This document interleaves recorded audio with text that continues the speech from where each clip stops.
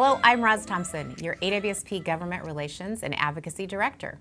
I'm here to update you on the top 5 issues from the 2022 legislative session. As a quick reminder, it was a short session and the legislature had 60 days to pass a supplemental budget.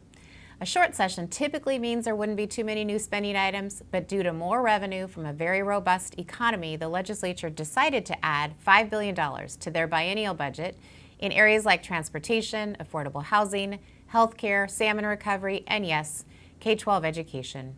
Kids and educators will benefit from these investments. Support for additional school staff is one of the most significant wins for K-12 education.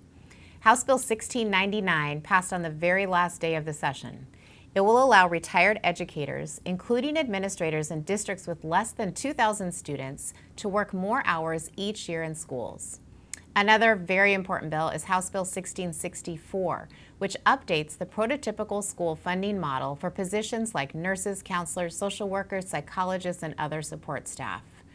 Additional state funding for these positions is a huge win for students and educators working hard to meet their needs.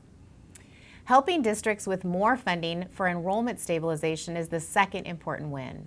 $346 million in federal funds will be allocated to almost 230 districts that experienced enrollment declines. This amount will help districts with about 50% of their revenue loss, and this is expected to be the last year that enrollment stabilization is given. We all hope, of course, that enrollment increases next fall, especially in our younger grades. The third win, especially for us here at AWSP, AWSL, and CISPS, is House Bill 2078. This bill establishes outdoor school for all, and the budget adds another $10 million in state funding to support camps and students.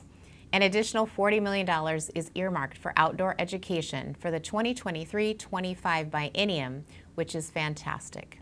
The bill had tremendous bipartisan support, and there's a great group of people working together across our state to support outdoor education for students. My fourth item is a $236 million increase in K-12 salaries. The budget provides a 5.5% inflationary increase to the minimum salary allocations for classified, certificated, and administrator staff for next school year. And number 5 on my list is that students win because of this year's legislative session.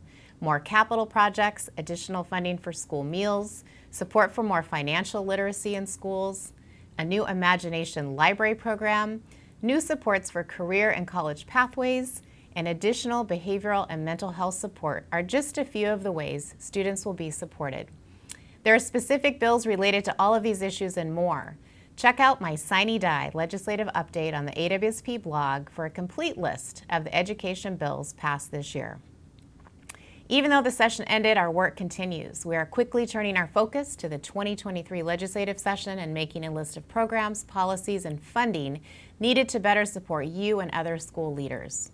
We know we need to make adjustments to salaries for principals and assistant principals.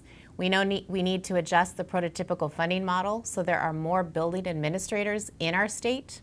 And we know there are some duties on your plate that can and should be distributed to other educators. If you have specific ideas for how we can advocate for you, please let us know.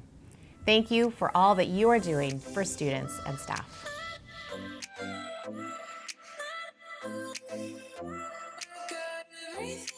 Everything.